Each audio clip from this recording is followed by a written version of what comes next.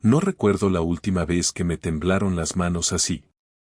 Era un jueves cualquiera, las 8 de la mañana, y yo salía de casa como siempre, con el café en una mano y las llaves del coche en la otra. Vivo en un barrio tranquilo en las afueras de Valencia, donde todo el mundo se saluda aunque no sepa tu nombre. El coche estaba aparcado justo frente a casa, como siempre. Lo raro fue que había algo en el parabrisas. Un papel, doblado en 4. Pensé que sería propaganda, pero no. ¿Sabes dónde va tu mujer los miércoles por la tarde? Pregunta por el quinto A del edificio de la calle Benavides. Así, sin firma, sin más. No es el tipo de cosa que uno espera leer a primera hora de la mañana. Me quedé un momento con el papel en la mano, parado, como si me acabaran de dar un bofetón. Podría haberlo tirado, fingir que no lo vi. Pero no lo hice. Porque sí, lo admito, algo dentro de mí ya venía sospechando desde hacía tiempo. Mi mujer, Laura, lleva yendo al yoga cada miércoles desde hace más de 6 meses. Sale a las 6, vuelve a las 8:30. Siempre con una sonrisa tranquila, siempre con ese olor a incienso barato que detesto. Yo nunca pregunté mucho, porque siempre he sido de los que cree que la confianza es lo más sagrado. Hasta ese día. Durante todo el camino al trabajo no dejé de mirar el papel, como si fuera a cambiar de forma. ¿Y si era una broma? ¿Un vecino aburrido? ¿Una venganza? Pero la frase era demasiado específica. Demasiado directa. Y lo peor, demasiado posible. No dije nada ese día. Ni el siguiente. Solo tomé nota mental del próximo miércoles. Y esperé. Llegó el miércoles y con él una mezcla de ansiedad y rabia que me tuvo todo el día revisando el reloj como si cada minuto me acercara a una verdad que no quería saber. A las 5:30 ya estaba listo. Me duché, me afeité y me puse una chaqueta que no usaba desde hacía años. No sé por qué. Tal vez para sentirme un poco más firme, más preparado. Me subí al coche y conduje hasta la calle Benavides, una zona que conocía de pasada, cerca del centro, donde los edificios son viejos pero bien cuidados, con portales amplios y vecinos que siempre parecen saber demasiado de los demás. Aparqué una manzana más abajo para no llamar la atención y esperé. A las 6 en punto, como un reloj, Laura salió de casa con su mochila azul, la que supuestamente llevaba al yoga. Caminó con ese paso seguro que siempre ha tenido, ni apurada ni relajada, como si tuviera todo bajo control. La seguí desde lejos, evitando que me viera. A esas horas las calles estaban llenas de gente saliendo del trabajo, así que pasar desapercibido fue fácil. Giró en una esquina, cruzó un paso de cebra y entró en el portal del edificio número 42 de la calle Benavides. Ni miró hacia atrás. Me acerqué minutos después. No quise entrar al instante. Esperé a que alguien saliera para colarme sin tener que tocar el timbre. Un repartidor con una caja de Amazon me sostuvo la puerta sin preguntar. Subí las escaleras despacio, con el corazón golpeándome el pecho como si me estuviera preparando para una pelea. El papel decía 5A. Subí hasta el 5.º piso y me quedé frente a la puerta. Silencio. Ningún ruido. Ningún indicio. No sabía qué esperaba encontrar. Quizá voces, música, algo que delatara lo que ocurría dentro. Pero no se oía nada. Toqué suavemente la puerta con los nudillos, como un idiota, como si tuviera el derecho de hacerlo, como si no estuviera invadiendo algo que no me pertenecía. Nadie abrió. Entonces me agaché y acerqué el oído a la madera. Silencio. Pero justo cuando iba a darme la vuelta, escuché una risa. Una risa corta, íntima, de esas que no se sueltan en público. La reconocí. Era ella. No lo pensé. Me fui. Bajé las escaleras a toda prisa y salí del edificio sin mirar atrás. Necesitaba aire, aunque no encontré alivio. Caminé sin rumbo durante 1 hora. Sentía un calor en el pecho que no se me iba, una presión que no sabía si era enojo o vergüenza. Estaba claro. No estaba en yoga. Estaba en ese piso con alguien. No lo vi. No lo escuché. Pero lo supe. ¿Cómo se saben esas cosas que no necesitan explicaciones? Volví al coche y me senté en silencio.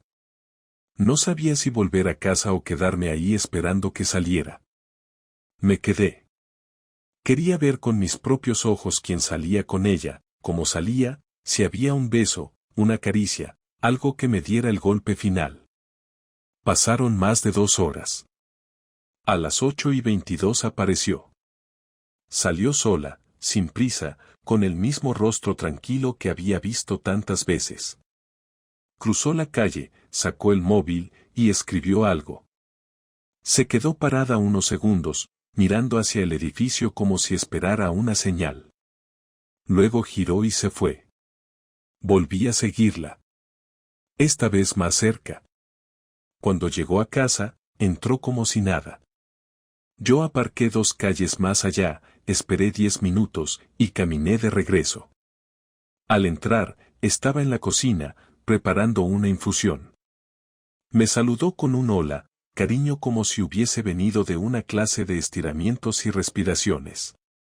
La miré durante unos segundos y respondí con un gesto. No tenía fuerzas para hablar. Me metí en la ducha y dejé que el agua me cayera encima. Ni siquiera me importó si estaba caliente o fría. Durante la cena habló poco. Yo menos. Me preguntó si el trabajo había ido bien. Asentí. Le pregunté cómo fue el yoga. Me dijo que bien, que empezaron una nueva rutina centrada en la respiración abdominal. Me lo dijo mirándome a los ojos, sin pestañear. Esa fue la parte que más me dolió. La seguridad. La tranquilidad. Como si lo hubiera ensayado. Como si ya no le pesara mentirme. Esa noche dormimos en la misma cama. No nos tocamos. Me di la vuelta y me quedé mirando la pared. Pensé en todo, los años juntos, las vacaciones, las conversaciones en la madrugada, las veces que me dijo que nunca había sentido con nadie lo que sentía conmigo. ¿En qué momento se fue todo a la mierda? ¿Cuándo dejó de importarle? ¿Y por qué no fui capaz de darme cuenta antes? No dormí. Escuché su respiración toda la noche, suave, constante, como si estuviera en paz. Yo no. No sabía qué iba a hacer, pero una cosa estaba clara, ya no era un presentimiento. Era un hecho. Mi mujer me estaba engañando. Y ni siquiera tuvo la decencia de hacerlo lejos. Lo hacía a pocos minutos de casa. Cada miércoles. Siempre a la misma hora. A la mañana siguiente, mientras desayunaba, me miró con una sonrisa leve y dijo, ¿te pasa algo? No respondí. Solo pensé, todavía no, Laura. Pero pronto. La tensión se me metió en el cuerpo como una fiebre que no me dejaba pensar con claridad. No dormí bien en varios días. Cada vez que Laura se metía en la ducha, cada vez que recibía un mensaje, cada vez que decía que iba a yoga, yo la miraba sin decir nada, como si fuera un espectador de mi propia casa. Había decidido no actuar sin pruebas, pero no porque me pareciera necesario, sino porque quería que ella me lo dijera con la cara. No quería su teléfono, no quería espiar conversaciones ni revisar bolsos, quería que me mirara a los ojos y dijera la verdad. Pero no lo hacía. Seguía igual, con la rutina perfecta, con sus frases ensayadas, sus gestos exactos, como si yo siguiera siendo el mismo tonto de siempre. Y lo peor es que si no hubiese encontrado esa nota, lo seguiría siendo. Esperé al siguiente miércoles. Cuando salió de casa a las 6:45 con su mochila azul, yo ya estaba preparado. No la seguí esta vez. Me fui directo al edificio de la calle Benavides. Entré sin problemas, igual que la otra vez, y subí al quinto. Esperé a que saliera. A las 8:30 exactas, se abrió la puerta y salió. Lo que pasó fue tan simple y tan contundente que no hizo falta nada más. Ella salió, y a los pocos segundos salió él. Un tipo de unos 40 y tantos, camiseta negra, barba recortada, expresión relajada, ni siquiera se preocupó en disimular. Le dijo algo en voz baja, ella sonrió, se besaron rápido, y luego se separaron. Cada uno caminó en dirección opuesta. Me quedé en el rellano, apoyado en la pared, conteniéndome. No por tristeza. Por rabia. Por la humillación. Volví a casa. Ella llegó 20 minutos después. Entró y se sacó la chaqueta. Se notaba tranquila, como siempre. Me miró y me dijo: ¿Qué vas a cenar?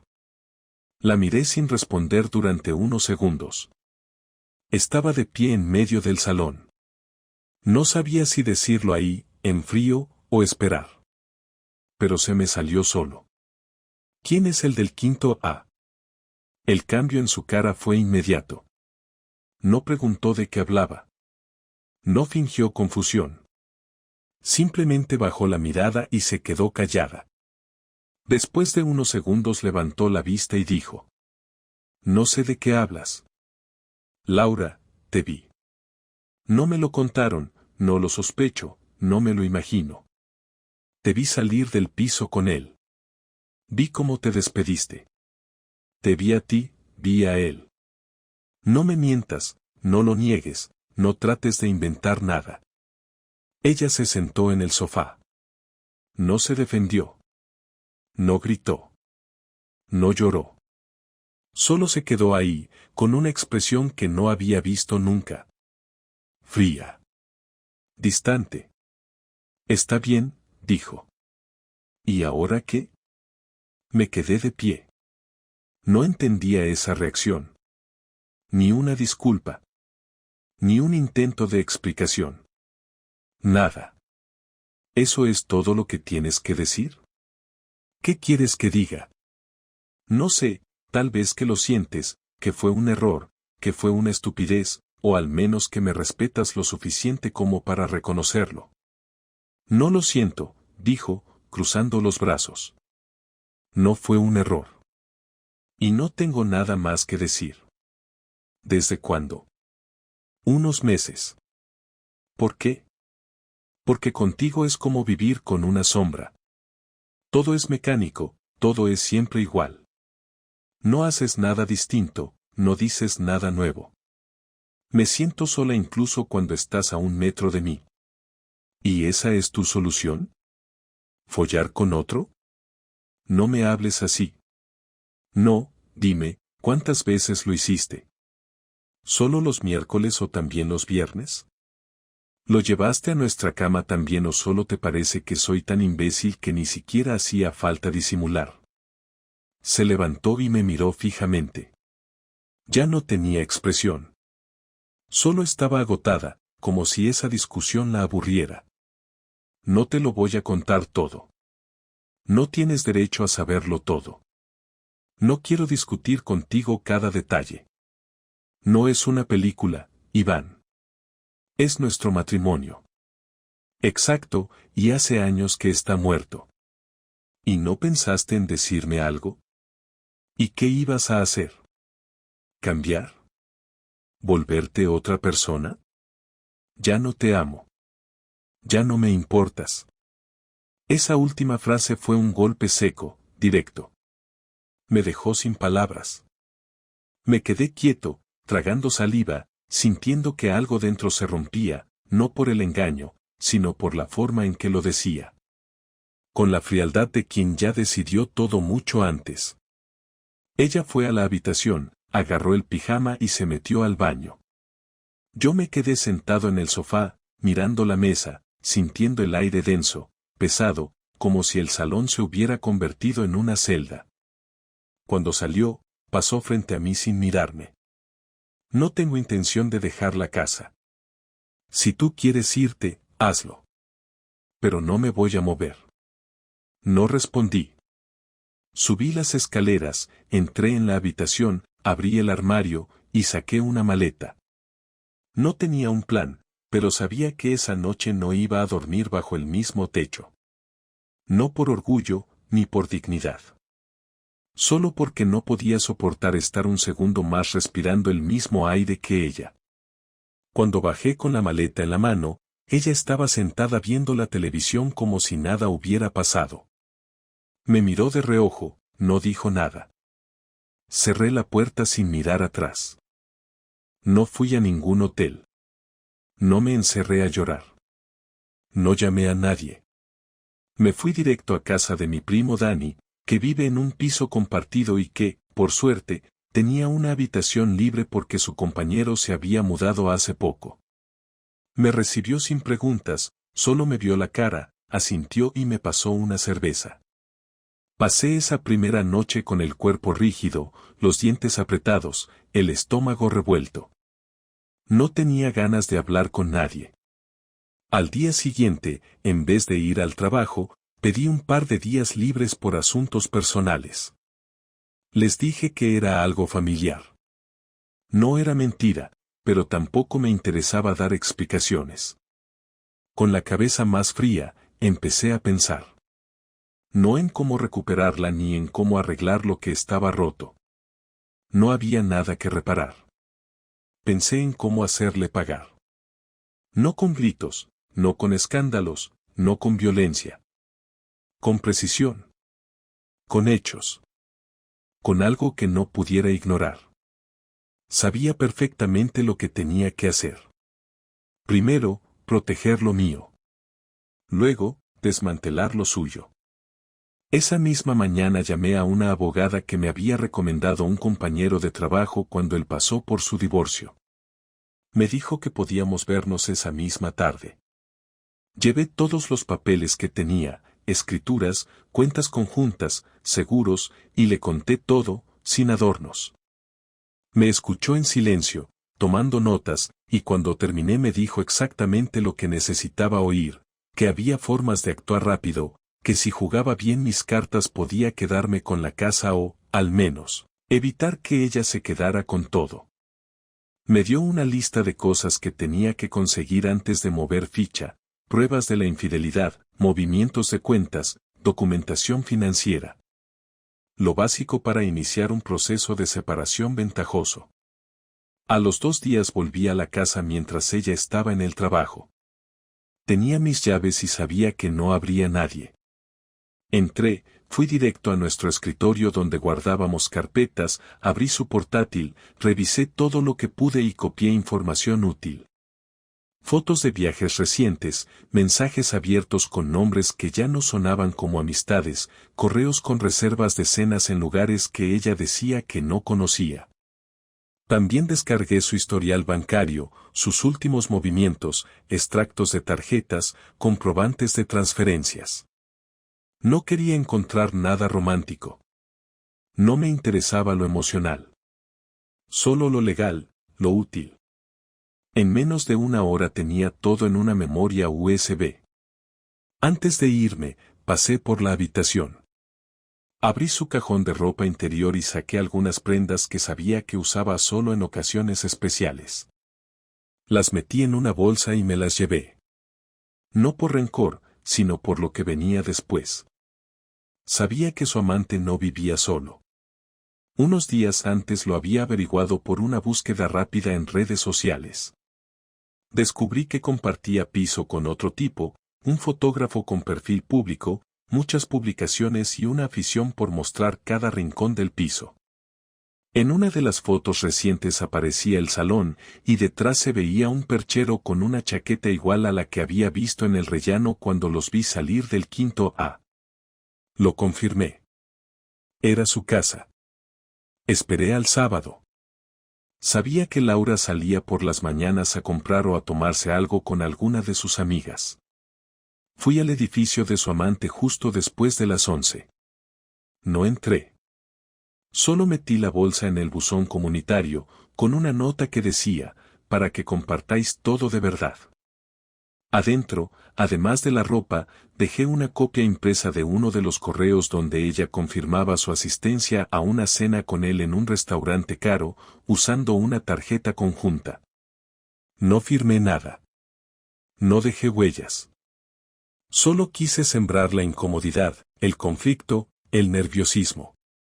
Esa misma noche, publiqué una historia en mi cuenta de Instagram, que apenas usaba, con una foto antigua nuestra, recortada, solo yo mirando a cámara. El texto decía: a veces hace falta perder para saber quién merece ganar contigo. No lo hice para llamar la atención. Lo hice para que ella lo viera, porque sé que, aunque nunca lo admita, me sigue mirando. Y lo hizo. Lo vi entre las visualizaciones. Al día siguiente me llamó. No contesté. Me escribió: ¿podemos hablar? Esperé varias horas y le respondí: hablaremos cuando te lleguen los papeles. No hubo más. Yo ya había dado el paso.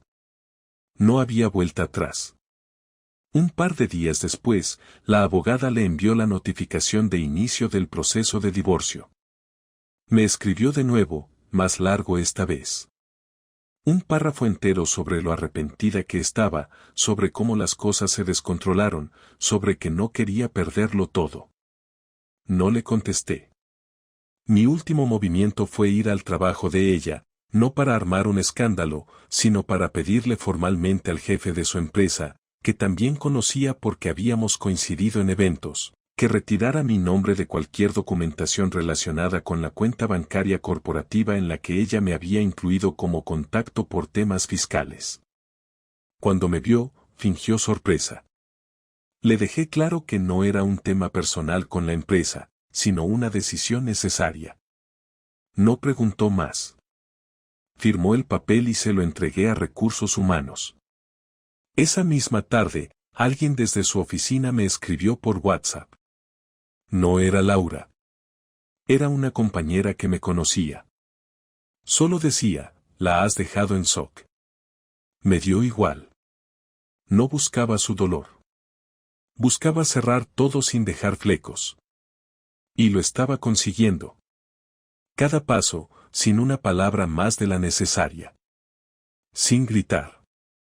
Sin llorar. Solo avanzando. Pasaron varios días sin que supiera nada de ella, ni un mensaje, ni una llamada, ni un intento de encontrarse conmigo en persona. Imaginé que estaría procesando todo, o simplemente buscando la forma de revertir una situación que ya no tenía marcha atrás. Yo me mantenía ocupado, no porque necesitara distraerme, sino porque no había tiempo que perder. Entre reuniones con la abogada, búsqueda de otro piso y limpieza de lo que había quedado en casa de Dani, mis días pasaban con la rigidez de una rutina nueva, distinta, una rutina en la que ella ya no tenía ningún espacio. Una tarde, recibí una llamada de su número. La ignoré. A los pocos minutos, entró un mensaje. Solo quiero hablar una vez, sin reproches. Quiero decirte lo que pienso. Donde tú quieras. Lo pensé. No porque dudara, sino porque no me interesaba darle espacio a un discurso de justificaciones. Pero sabía que cerrar esto sin mirarla a la cara iba a dejar algo pendiente. Y no quería que nada quedara pendiente. Así que le propuse vernos en un bar tranquilo, al que solíamos ir años atrás, uno donde nadie nos conociera ahora. Acordamos el viernes, a las 7. Ella llegó puntual. Iba vestida con ropa normal, sin maquillaje exagerado, sin esa pose de seguridad que había adoptado los últimos meses. Parecía más una persona común que la mujer que había aprendido a ocultar todo con una sonrisa. Me saludó con un simple hola y se sentó frente a mí. No hubo abrazos, ni intentos de suavizar nada. Solo dos personas compartiendo una mesa, como si hubieran sido extraños durante mucho tiempo. Pedimos 2 cafés. Ella empezó. No te llamé para justificar nada. Solo quiero que entiendas cómo llegué hasta aquí. La dejé hablar, sin interrumpirla, sin mostrar reacción. Me había prometido no entrar en discusiones. Sé que lo hice mal. Sé que mentí. Que fui cobarde. Pero también sé que las cosas entre nosotros estaban rotas desde mucho antes. No lo digo para culparte, lo digo porque lo sé. Porque tú también lo sabías. Pero nunca lo hablábamos. Solo vivíamos. Pasaban los días, los meses, y seguíamos haciendo lo mismo sin decir lo que pensábamos, sin mirarnos realmente. Dejamos de ser pareja. Éramos dos personas que compartían una casa. Yo empecé a sentirme sola. Y conocí a alguien que, sin buscarlo, me hizo sentir vista otra vez. No es una excusa. Lo que hice estuvo mal, pero no fue por capricho. Fue porque estaba vacía. Y no supe cómo decirte nada. Lo escondí. Me escondí a mí misma. Pensé que era algo temporal. Luego pensé que podría llevarlo en silencio. Pero cuando me enfrentaste, supe que ya no se podía sostener más. Bebió un poco de café. La miré sin cambiar la expresión. No espero que me perdones. Solo quiero que sepas que no fue una traición por odio, ni por aburrimiento. Fue porque me rendí. Porque sentí que nada iba a cambiar. Y sí, debí hablarlo. Pero no lo hice. Cuando terminó, se quedó en silencio. Esperando algo de mí. No una disculpa, no una lágrima, pero sí alguna reacción. Respiré hondo antes de responder. No me interesa si fue por odio o por aburrimiento. Lo que me interesa es que tomaste la decisión de callar y traicionar. Me interesa que decidiste que tu incomodidad valía más que la verdad. Me interesa que preferiste jugar a las dos vidas y que no te importó cuánto iba a doler cuando todo saliera a la luz. Me interesa que no hubo respeto, ni el mínimo cuidado.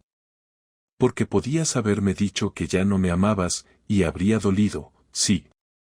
Pero habrías sido honesto. No lo hiciste. Y eso dice todo lo que necesito saber sobre ti. Ella bajó la mirada. Tienes razón. Todo lo que dices es verdad. No estoy aquí para juzgarte. Estoy aquí para dejar esto claro, sin ambigüedades. No quiero reconciliación, no quiero amistad, no quiero que intentemos nada. No me interesa saber si él sigue en tu vida o no. No quiero contacto contigo después de que esto termine. Lo que tuvimos, terminó el día que decidiste ocultarme que te ibas con otro a un piso cada semana. No hay recuperación para eso. Ella asintió, como si ya lo supiera, pero igual le doliera escucharlo. Te vas a quedar con la casa, ¿verdad? No. La quiero vender. No quiero que ninguno de los dos viva ahí. No tiene sentido que tú te quedes con un lugar que compartimos. Es un lugar muerto para mí. La abogada ya tiene los papeles. Será cuestión de días. Está bien. Lo entiendo. Tú te encargas de vaciar tus cosas. Yo ya saqué lo mío. Vale. Hubo un silencio largo. El bar seguía lleno, pero para nosotros ya no había ruido. ¿Crees que algún día podamos hablar sin rencor? No. Pero no por rabia. Simplemente porque no quiero saber más de ti. Asintió. No lloró. No pidió más. Solo dijo. Gracias por escucharme. No lo hice por ti. Me levanté, dejé un billete sobre la mesa, y salí sin mirar atrás. No fue alivio. No fue paz. Fue el final. Y eso era suficiente. Volver a estar solo no fue algo que se sintiera como una libertad inmediata ni como una liberación emocional, tampoco me invadió ningún sentimiento de alivio al cruzar la puerta de mi nuevo piso, apenas un apartamento de alquiler que encontré rápido y que me pareció suficiente para empezar de cero, ni grande ni bonito, pero estaba limpio y tenía silencio, y eso era todo lo que necesitaba. No quería adornos, no quería compañía, no quería preguntas, solo necesitaba días que no incluyeran la presencia de Laura ni los rastros de su voz en las paredes, y por primera vez en semanas, dormí sin sobresaltos, sin tener que fingir nada, sin esperar explicaciones ni preparar respuestas. Simplemente me tumbé y cerré los ojos, con el cuerpo tenso, pero con la mente vacía. Durante las semanas siguientes, me dediqué a terminar el divorcio como si fuera un trámite más, sin detenerme en detalles, sin alimentar recuerdos, fui a firmar los papeles sin mirar su nombre en los documentos. Respondí a los correos de la abogada con frases cortas, pagué lo que tenía que pagar, me ocupé de lo mío y no volví a preguntar por ella ni por lo que hacía, tampoco volví a buscar ninguna señal de su vida actual, ni redes sociales, ni rumores, ni conocidos, ella desapareció de mi día a día como si nunca hubiera estado, y eso era lo que había elegido, no porque me diera igual, sino porque no había espacio para seguir arrastrando todo lo que ya no tenía arreglo. Volví al trabajo como si nada hubiera pasado, nadie preguntó directamente y yo tampoco ofrecí información, solo uno de mis compañeros, David, se acercó un día en la cafetería y me dijo con tono bajo que si necesitaba algo, lo que fuera, podía contar con él. Le agradecí sin entrar en detalles y seguimos hablando del proyecto que teníamos entre manos. Porque ya estaba cansado de repetir mentalmente la historia de mi matrimonio, no necesitaba repetirla también en voz alta, lo que ocurrió fue lo que ocurrió, y ya está, no hacía falta adornarlo con palabras. Empecé a ocupar mi tiempo libre con cosas que había dejado de hacer, volví al gimnasio después de años de excusas, empecé a salir a correr por las mañanas sin mirar el reloj, me inscribí en un curso de carpintería sin ninguna razón en particular más que mantener la cabeza ocupada, pasé fines de semana completos sin mirar el móvil, me obligué a no revisar fotos antiguas, a no leer conversaciones pasadas, a no volver a la casa que había vendido sin volver a pisar, y todo eso me ayudó, no a sanar, pero al menos a mantener el rumbo. A veces, por las noches, me venía a la cabeza algún recuerdo tonto, una frase suya, una discusión mínima que ahora tenía otro significado, una escena cualquiera de esas que uno no analiza en su momento pero que después cobra otro peso. No me quedaba pegado a esos pensamientos, los dejaba pasar como si fueran ruido de fondo, sin permitir que se convirtieran en nostalgia, porque no tenía sentido mirar atrás buscando respuestas que ya conocía. Nunca entendí del todo por qué alguien que comparte su vida contigo durante tantos años puede llegar a ese punto de frialdad, pero dejé de buscar esa explicación porque entendí que hay cosas que no se tratan de lógica, se trata de decisiones, de personas que cambian y que no saben decir que ya no están, y aunque me dolió la forma, aprendí que muchas veces no se trata de lo que nos hacen sino de cómo elegimos reaccionar ante eso. No quise volver a vivir con miedo ni con desconfianza, tampoco me propuse cerrar la puerta a nadie más, solo me prometí que si alguna vez volvía a compartir mi vida con alguien, sería desde la verdad más cruda, sin promesas vacías, sin tolerar medias verdades, sin repetir errores, sin fingir que todo está bien solo por miedo a estar solo. Una tarde cualquiera, meses después, salí del trabajo y caminé sin rumbo fijo, me senté en una terraza con una cerveza y vi pasar gente que reía, parejas que discutían en voz baja, un padre con su hija pequeña, dos adolescentes abrazados, y me di cuenta de que no sentía envidia, no sentía dolor, solo una especie de calma seca que no conocía, no era felicidad ni tristeza, era otra cosa. Era la certeza de haber tocado fondo y haber salido, no con una nueva versión de mí mismo, sino simplemente con una versión más real, más consciente, más limpia. Laura no volvió a escribirme. No la busqué. No supe si siguió con el mismo tipo, si cambió de ciudad, si intentó reconstruir su vida o si siguió arrastrando los restos de la anterior. Y la verdad es que me dio igual. Porque su historia ya no me pertenecía. Lo único que me quedó claro de todo esto es que nunca se trata solo del engaño. Se trata de cómo alguien puede mirarte a los ojos durante meses sabiendo que te está mintiendo. Se trata de esa capacidad de actuar con normalidad mientras por dentro ya te ha borrado. Eso es lo que destruye. Lo demás, con tiempo, se supera. Hoy, sigo solo. No sé por cuánto tiempo, no tengo prisa por cambiar eso. Me levanto temprano, hago mis cosas, mantengo contacto con quienes valen la pena, y si alguna vez alguien nuevo llega, no será para llenar un vacío, sino para compartir el espacio que he construido desde la ruina. No salí ileso. Pero salí completo. Y eso, a estas alturas, ya es suficiente.